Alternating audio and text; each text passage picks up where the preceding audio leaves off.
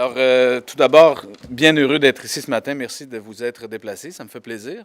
Mon nom est Michel Couturier, évidemment, maire de Lamalbé, ville hôte du sommet du G7 au Canada l'an prochain. Et toujours heureux, M. Duclos, encore de la nouvelle, du privilège qu'on a d'avoir cet événement chez nous. Tout d'abord, j'aimerais vous saluer, M. Jean-Yves Duclos, honorable M. Jean-Yves Duclos, qui est ministre de la Famille, des Enfants et du Développement social. Il y a M. Richard Hébert qui est avec nous, député du Lac-Saint-Jean. M. Sylvain Tremblay, maire de Saint-Siméon et préfet de la MRC de Charlevoix-Est. Mme Claudette Simard, mairesse de Saint-Urbain et préfet de la MRC de Charlevoix. Je voudrais saluer la présence, Mme Boucher n'est pas ici, mais Guylaine est ici, l'attachée à Mme Boucher est ici. Alors, Guylaine, bonjour. Mme Caroline Simard a un représentant ici aussi. Alors, je salue le représentant de Mme Caroline Simard. Et mes collègues maires, évidemment, je me ferai à Mme Odile Comeau, qui est mairesse de Saint-Irénée, qui est nouvellement avec nous. Ça fait plaisir. Jean-Pierre Gagnon, Pierre Tremblay, M. Maltais est là aussi. Pierre, M. Maltais. Est-ce qu'il y en a? Mme Gagnon n'est pas là. Je ne pense pas en oublier, mais je salue mes collègues maires de la MRC de Charlevoix. Alors, moi, je suis un maître de cérémonie. Vous savez que je vais tenter de bien faire ça et de laisser parler les interlocuteurs. Mais tout d'abord, j'aimerais appeler à prendre la parole M. Jean-Yves Duclos, s'il vous plaît. Merci, Michel, de nous accueillir encore si généreusement dans ta ville, Lamalbé.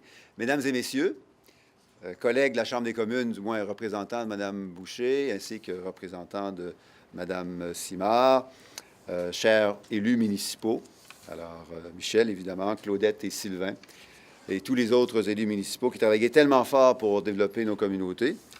Merci à tous, aux médias aussi, de votre présence parmi nous pour cette annonce importante. Nous sommes évidemment très honorés comme Canadiens de voir notre pays assumer la présidence du G7 cette année dans une perspective de retour du gouvernement et du Canada pour exercer une influence positive et progressive sur la planète, une influence dont on a tellement besoin. Mais aussi, en tant que Québécois, nous pouvons nous réjouir encore davantage du fait que le sommet du G7 se tiendra ici même, dans Charlevoix, en juin. Le G7, comme vous le savez, c'est le forum de premier plan à l'échelle mondiale qui permet aux chefs de gouvernement des grandes puissances économiques mondiales d'établir ou de tenter d'établir des consensus sur certains des enjeux mondiaux les plus importants sur notre planète. Cet événement attirera évidemment l'attention de partout dans le monde et c'est la raison principale pour laquelle le gouvernement canadien a accordé autant d'importance à la sélection de l'emplacement pour la tenue du sommet des dirigeants du G7. En tenant compte, par exemple, du dynamisme et de la collaboration entre les leaders et les élus de la communauté, évidemment du caractère particulier de la beauté de l'emplacement naturel, aussi de la capacité de l'emplacement choisi d'attirer l'attention du monde et finalement, évidemment, des enjeux de sécurité qui se pointent inévitablement dans un contexte aussi chargé. L'organisation du sommet du G7 représente aussi, et toutefois, une énorme responsabilité et la préparation nécessaire en vue de la tenue d'un tel événement est complexe.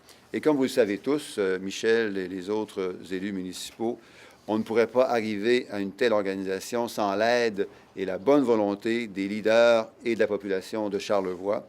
Et la plupart d'entre vous, ici présents, avaient déjà commencé à contribuer à cette organisation. Et les Canadiens, le Canada et les Québécois en particulier, vous en sont très reconnaissants. Dans cette perspective, le gouvernement du Canada collabore aussi étroitement avec le gouvernement du Québec, les membres de la communauté et plusieurs autres partenaires afin d'analyser les besoins, un, opérationnels et deux, sécuritaires dans le cadre du sommet.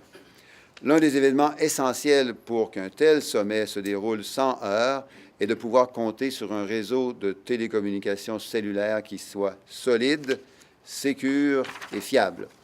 Cela assurera non seulement le bon fonctionnement du sommet, mais également le confort et la sécurité des visiteurs qui viendront en grand nombre dans la région. Ainsi, de concert avec Bell Canada, Services Partagés Canada, qui est l'organisme responsable au gouvernement canadien de l'infrastructure des technologies de l'information dans le cadre du sommet, a cerné certaines lacunes en matière de couverture le long des corridors routiers qui relient Québec, la Malbaie et le Saguenay. Ainsi, au cours des prochains mois, nous nous efforcerons de remédier à ces lacunes ainsi que d'accroître la couverture ici même à la Malbaie, où se déroulera le sommet en juin. Cela représente des investissements, évidemment, pour le sommet, mais tout aussi important, des investissements pour nos familles, nos travailleurs et nos entreprises ici dans la région, des gens qui ont bien besoin de services de télécommunications de qualité. Afin de procéder aux mises à niveau qui sont nécessaires, aux mises à niveau du réseau de télécommunications cellulaires, le gouvernement canadien investira donc près de 15 millions de dollars au cours des prochains mois. Pour 13 nouvelles stations cellulaires permanentes, 3 le long de la route 138 entre Québec et la rivière et Saint-Siméon, donc ici presque à l'extrémité de Charlevoix, 7 le long de la route 170 qui relie Charlevoix avec le Saguenay et 3 le long de la route 362 entre Baie-Saint-Paul et la Malbaie. Et B, pour la mise à niveau de 3 stations existantes ici même à la Malbaie pour améliorer la qualité du service et permettre un plus grand nombre de connexions simultanées. En résumé, en images, mais en chiffres, nous allons, au cours des prochains mois, accueillir des représentants de 7 pays, 2000 journalistes, 12 000 chambres d'hôtel qui seront mobilisées partout dans la grande région que l'on voit sur la carte, des retombées majeures pour l'ensemble de la région, à court terme évidemment, mais encore plus important à long terme, par un exercice de visibilité et de mise en valeur de la région qu'on n'a jamais connue dans le passé. Et aujourd'hui, une annonce donc de 15 millions de dollars d'investissement pour mettre à niveau 3 stations dans la ville de la Malbaie, pour construire 13 nouvelles stations sur 3 routes. Et donc, beaucoup de travail à faire pour préparer ce grand sommet du 8 et 9 juin 2008, mais nous avons une tellement belle collaboration entre les partenaires que nous pouvons espérer au succès de ce G7 et encore plus important, au succès de ce G7 dans une perspective régionale. Alors, merci donc pour tout ce qu'on a commencé à faire ensemble. On se travaille très fort dans les prochains mois pour s'assurer que ce succès soit garanti et qu'on puisse en être fier, non seulement à court terme, mais aussi à long terme.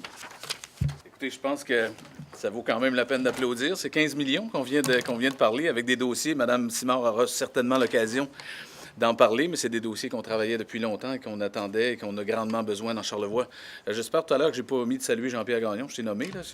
Oui, je le fais. Et M. Pierre Rodrigue, vice-président aux affaires corporatives de Bell Canada. Alors, ça fait plaisir de vous rencontrer. Je laisserai maintenant la parole à M. Richard Hébert, député du Lac-Saint-Jean. M. Hébert. Alors, merci, M. le ministre.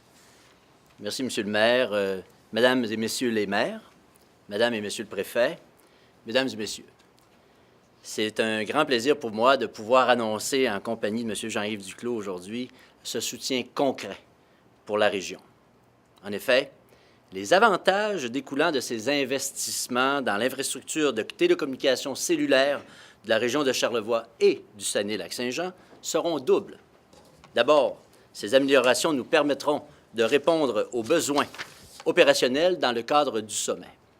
Ensuite, rappelons que ces mises à niveau seront permanentes, et ce qui signifie que la population et les gens d'affaires ainsi que les visiteurs de Charlevoix continueront d'en bénéficier après la tenue du G7.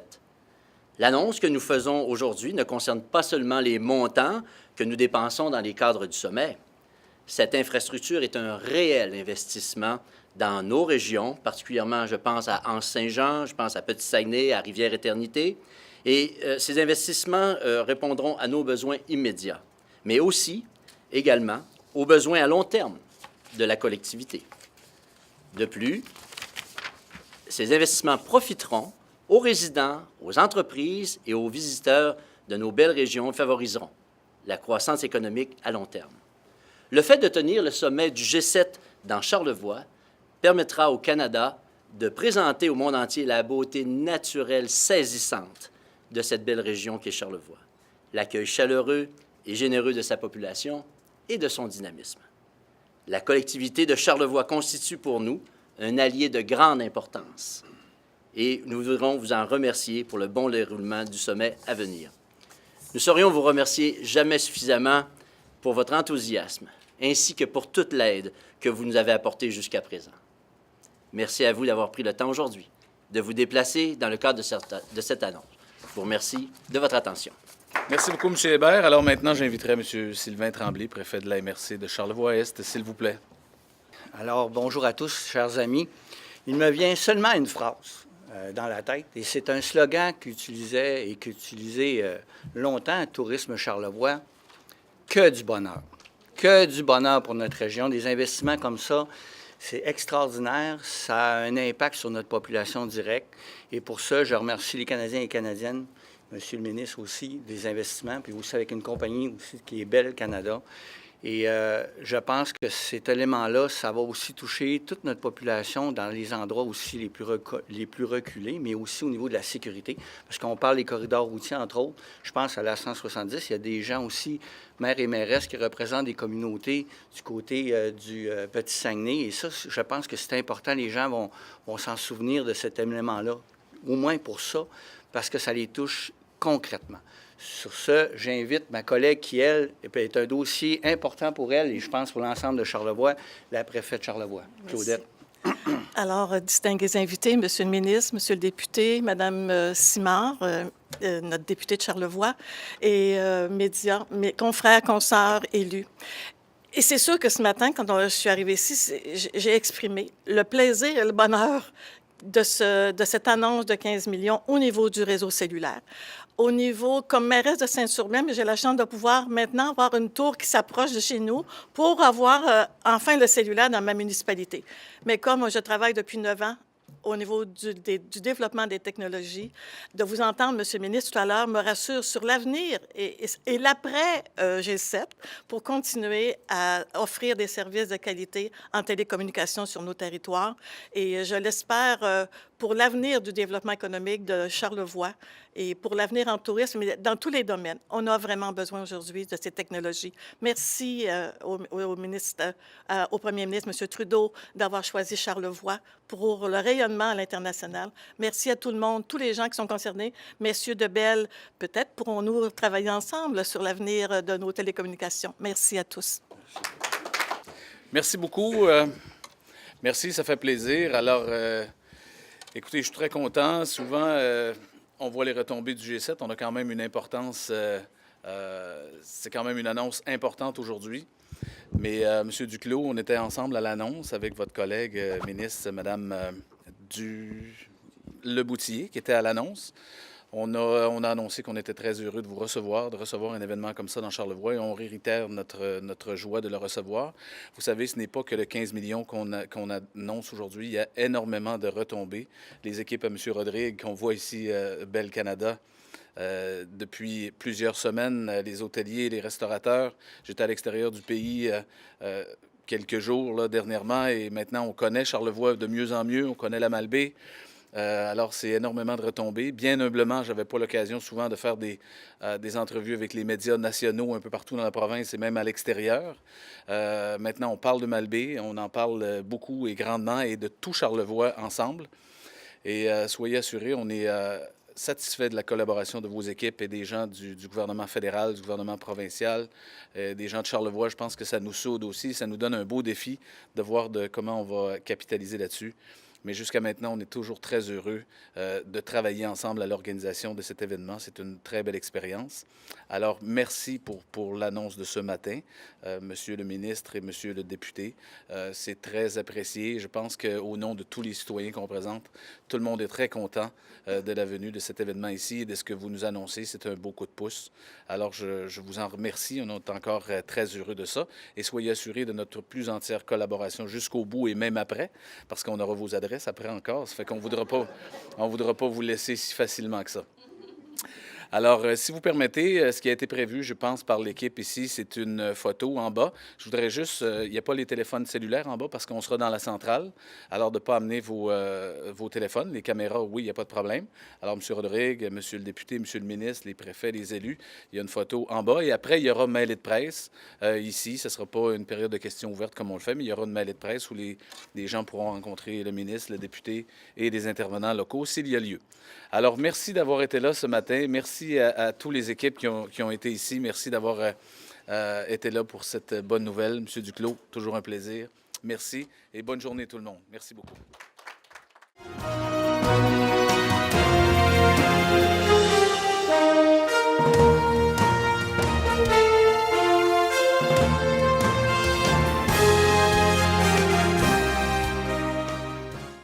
Il n'était pas question aussi de fibre optique pour la tenue du G7. C'est rendu où, ça?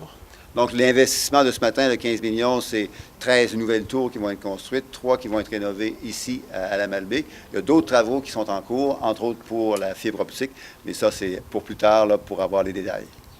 Est-ce que ce sera dans le même ordre d'investissement ou plus dispendieux? Alors, ce qu'on peut dire ce matin, c'est parce qu'il est connu puis clair, puis vous le voyez sur la carte, là, ce sont les impacts des 15 millions de dollars significatifs pour le G7, évidemment, c'est important de le rappeler, mais pour nos travailleurs, pour nos entreprises et pour nos familles. Et les autres investissements en fibre optique pour s'assurer que la Malbaie même, parce qu'il va y avoir beaucoup de monde à la Malbaie au début du mois de juin, pour que la Malbaie même ait les infrastructures de télécommunications suffisantes, ces annonces vont venir un peu plus tard. Est-ce que c'est la première fois qu'un gouvernement fait ça, là, améliorer les communications en vue du G7? Ou, Bien, c'est la première fois que ça se fait de manière aussi intensive, certainement, au Québec. Là, puis on est tellement fiers que ça se passe à Charlevoix. Mais ce n'est pas juste Charlevoix qui va en bénéficier. C'est toute la grande région, incluant celle du Saguenay-Lac-Saint-Jean, incluant celle de Québec. Il va y avoir une beaucoup plus grande capacité de nous connecter ensemble. On sait à quel point la connexion, c'est fondamental pour la croissance de nos entreprises, puis pour le bien-être de nos travailleurs et de nos familles. Fait que c'est nous connecter ensemble. C'est ça le message principal ce matin. est-ce que les travaux sont complétés à quoi, 50 %? Parce que là, des tours, on en a vu pousser quelques-unes, là, mais... Moi, je sais que les espions ont pu voir au cours des dernières semaines des effets là, annonciateurs de la bonne nouvelle de ce matin. Il y a encore beaucoup de travail à faire. Et c'est un travail que je peux souligner qui fait non seulement accroître le potentiel de télécommunication, mais aussi d'autres potentiels. Ce matin, j'avais la chance d'en parler avec des acteurs de la communauté. Par exemple, le réseau d'électricité, de connectivité électrique dans la région va être amélioré par les investissements en télécommunications. Il y a des coins là, plus isolés dans ce grand triangle qui sont présentement pas très bien couverts en électricité, puis leur couverture va être améliorée par les investissements en télécommunications. Mais il y en a déjà qui sont installés. Là. De ces 13, il y en a déjà de construites. Il y en a déjà qui ont fait leur apparition, mais il va y en avoir plus, évidemment, dans les prochaines semaines, parce qu'on veut que tout soit en place pour le début du mois de mai, pour qu'on soit vraiment prêt à recevoir nos visiteurs en juin. Est-ce qu'on vous a soumis d'autres demandes, M. le ministre? Bon, le maire de la Malbaie, à côté de vous, là, qui aimerait bien avoir 1 million pour son projet du Havre. Est-ce qu'il y a eu d'autres choses qu'on vous a demandé à vous? Là? Je peux vous dire que c'est un travail d'équipe, que les gens de la communauté font leur travail. C'est des gens qui sont des leaders, qui sont responsables, qui sont en bon contact avec le gouvernement canadien. Le gouvernement canadien a l'obligation de les écouter, faire en sorte qu'on travaille à court terme pour que ce sommet soit un succès pour tout le monde et surtout pour la grande région, que ce soit aussi des investissements qui donnent des effets à long terme. Donc, je compte sur leur proactivité, sur leur leadership pour s'assurer que le gouvernement canadien soit le plus en appui possible au développement de la communauté. Bien, écoutez, c'est quelque chose qu'on attendait quand même depuis longtemps ici. Hein. Je regarde les collègues de tout Charlevoix, la couverture cellulaire, c'est quand même important. Il y avait de nombreuses zones découvertes. Alors, c'est une très bonne nouvelle pour nous, pour les citoyens, surtout, entre autres. Je pense que cet événement, c'est le genre de choses qu'il peut apporter. On avait compris depuis le début que le G7, pour les besoins du G7, les investissements allaient être faits pour le besoin. Donc, celui-là sert à la population. Personne ne repart avec ces tours-là après. Hein. Ils restent ici. Et ça, c'est un leg qui est important. Il y a quand même de retombées majeures, autres que ceux-là, depuis le mois de mai, M. Duclos, qu'on avait annoncé, que vous aviez annoncé ici, la venue du G7. Alors, on voit les gens de Bell Canada qui sont sur le terrain, des travailleurs, les hôtels, les retombées médiatiques et autres, et évidemment, certains avancements de dossiers qui sont intéressants pour rendre ce sommet plus confortable pour les invités, pour les gens, pour les locaux aussi. Alors, c'est très intéressant. Là, il y a 6 mois de faire cette longue course-là vers la tenue du sommet. Il reste 6 mois. Quelle est l'ambiance en ville? Comment ça va? Le son de cloche des citoyens que vous avez à 6 mois de l'événement? Bien, j'ai compris qu'à ce moment-ci, c'est beaucoup d'informations. Il y aura beaucoup de communication à donner aux gens. Écoutez, les gens sont heureux, entendent parler de la Malbaie, de Charlevoix, c'est quelque chose d'intéressant. Mais évidemment qu'il y a des inquiétudes au niveau de la sécurité, des zones de libre expression, par exemple.